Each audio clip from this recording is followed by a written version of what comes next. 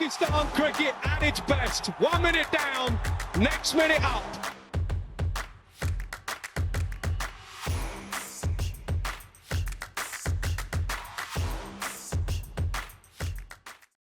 Thank you very much, everybody, for joining me once again. Saj Sadiq here for PakPassion.net, bringing you another exclusive interview. It's an interview with a little bit of a difference. Normally, we do interviews with former Pakistan players, former international cricketers, and some current players as well, commentators, etc. But it's an interview with a young man who I believe has a very bright future in the game.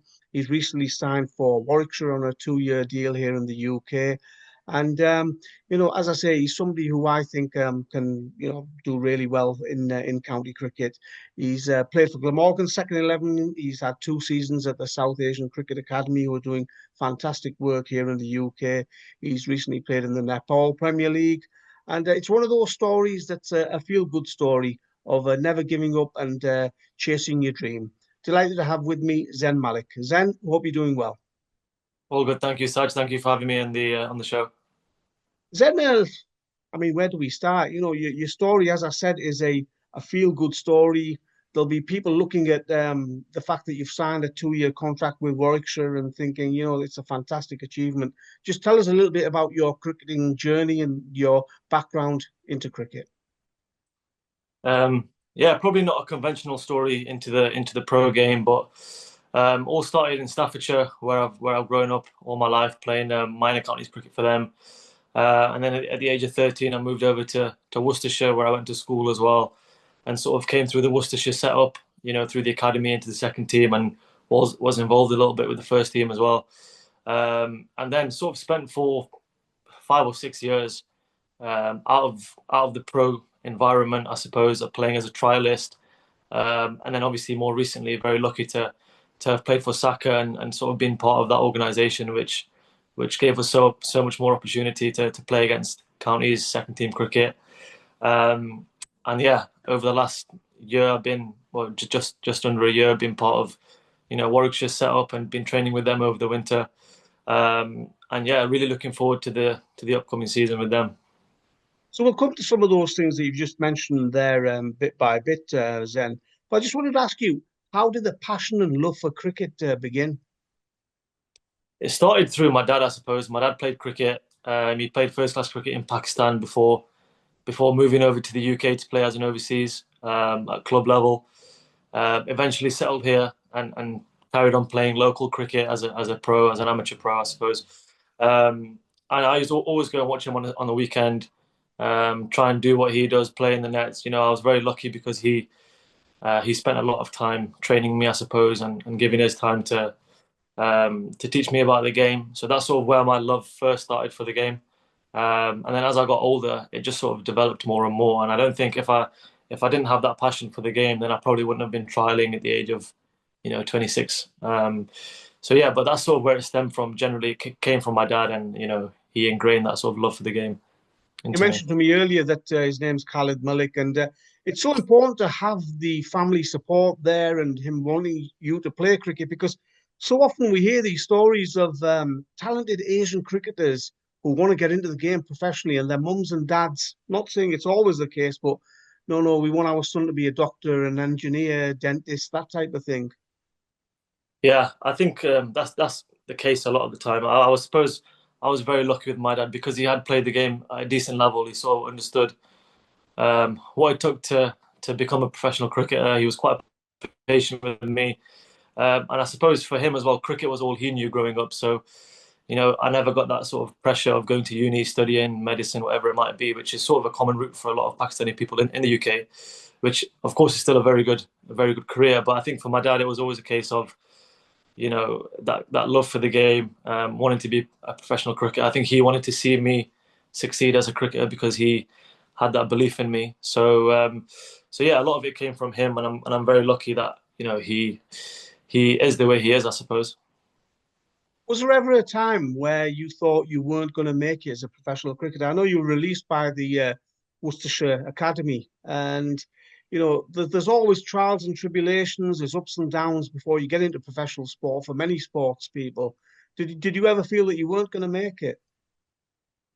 Do you know what? I think I got released when I was about 19, 20, and I still had that belief that I could become a professional cricketer. I still felt I was young. I still had that hunger to train like a pro, and to still strive for becoming a professional cricketer, because it's all I'd worked for, and it's all I'd wanted really. It probably was sort of the last few years, as I got a bit older, 25, 26, I started to think, okay, is my time running out? Should I start looking at other options? And I did start looking at other options really, potentially doing something in September of last year. Maybe going to uni, going overseas to play cricket in Australia and New Zealand, those kind of things. But I think, funnily enough, that's when I started playing my best cricket. I started to play with a lot less pressure on my shoulders, probably because I had that freedom and that lack of, really wanting to get a contract, thinking that being a professional cricketer is a be all and end all. I sort of took that pressure off myself and just played to enjoy it. And funnily enough, yeah, I started to play my best cricket. So it's funny how things go. It's obviously very different for different people. I think when I was younger, I always wanted to be a professional cricketer. I put all my time and my mental thought into it. And I think the older that I've got, I've realised how to sort of manage the, being away from cricket and sort of differentiating my time between becoming a professional cricketer, but also realising that there is more to life as well, and I'm not putting all of my pressure on just cricket, I suppose. I wanted to talk to you about the South Asian Cricket Academy. Was joining that a turning point for you, do you think? Yeah, definitely. I think before SACA was up and running, the conversation was, okay, how old can you continue to be trialing at really? And I think before SACA, it was like, even at the age of 21, 22, it was sort of like, okay, it's probably going to be quite difficult for you now to become a professional cricketer. You've been out of the system for a few years. I think SACA really changed that whole narrative, and it just allowed people to be based to be judged based on merit and scoring runs and taking wickets and how good of a cricketer they were really. So that definitely changed a lot. It gave us the opportunity to showcase our skills against good quality opposition, not just waste of a game kind of thing. It was against teams that had 5, 6 first class players, sometimes overseas players playing. So if you performed against them kind of guys, then it showed immediately that you were good enough for that level. So SACA it was definitely a turning point for me and a lot of the other boys. So a big shout out to them and to Tom Brown for arranging it all. I believe you did well against Warwickshire, didn't you, in a match? And that's, basically what impressed them. I think so. I mean, yeah, funnily enough, the way that the schedule worked, I was sort of playing for Glamorgan and SACA simultaneously, and it just happened by chance that we played Warwickshire sort of 3 or 4 times in a short space of time. So I think when I did well against them first, it gave me that confidence. And sometimes when you play against a team that you've done well against, you sort of walk out there with a little bit more confidence, a bit more. You've done it against them already, I suppose. So I think that worked to my favour definitely, and I managed to sort of put a few scores on the board against them in quick succession, which I think drew their attention to me a little bit, I suppose. And there was a bit going on at the club as well with their current batsmen. So luckily things just fell into place at the right time for me. I keep hearing from young Asian cricketers who are looking to get into the professional game, like you were, excuse me, that it's harder for them to get into the professional game of cricket because they're Asian. Do you feel that? I think there's different factors to that. Like, one of the things that we probably spoke about earlier, which is the pressure from parents, the pressure to, if you don't succeed by 18 or 19, then go to uni, study, start working, manage your family business or whatever it may be. There's that side of it as well. So I think sometimes it's easy to have that, I suppose, victim mentality, and say that, oh, the system has pushed you away, which I'm not saying that hasn't happened. It definitely does. But I think there's many factors that contribute to it as well. But yeah, look, for me, it was I was quite lucky because I'd already been a little bit in the system beforehand, and I'd played in under 19s and I'd been part of Worcestershire as well. So I feel like I could market myself a little bit better. Whereas some guys that do have a lot of potential that haven't been involved in academies or second 11s or played a high level of representative cricket, it can be difficult for those kind of guys to get involved, obviously, even though they've got the talent and the ability. So, but now that obviously SACA started, it's really changed the game. We're seeing that, particularly last year, SACA was sometimes putting two teams out on the same day against two different opposition, which just goes to show how much talent and ability there is out there across the whole country. So yeah, for guys that haven't been involved in academies, counties previously, now is is the opportunity to get involved for them. Well, I was just going to say, I mean, I travel the UK, sometimes reporting on club cricket, and whatever part of the country you go to where there's Asians, there's so many good cricketers playing in the leagues, and that jump from league cricket to county cricket was always difficult, and SACA sort of bridged that gap now, and giving some of these lads, the platform to impress counties, isn't it? Yeah, 100%. Yeah, definitely. And I think with the training as well that they're providing across the whole country, there's basically there's hubs in Bradford, Birmingham, Bristol, London. So wherever you are in the country, really, there's an opportunity for you to go and train now, which is also very important. I think there's one thing getting the opportunity to play, but then you have to be ready to play when the opportunity comes. So that's the other side to it as well. Being out of the system, being a non-professional cricketer, is very difficult to sort of arrange your own training at a high level, anyways, to then prepare you for county cricket. Whereas now, there's opportunities up and down the country, and there's so many academies now. We're seeing the Adil Rashid Academy up in Bradford, which is doing great things and preparing a lot of cricketers for first-class cricket, and even throughout the country as well. Wherever it is, there's it feels like there's a lot more talent which is being used in a better way, and guys are sort of nurturing that now, as opposed to once you get to 18, then unfortunately you're probably a little bit too old, kind of mindset.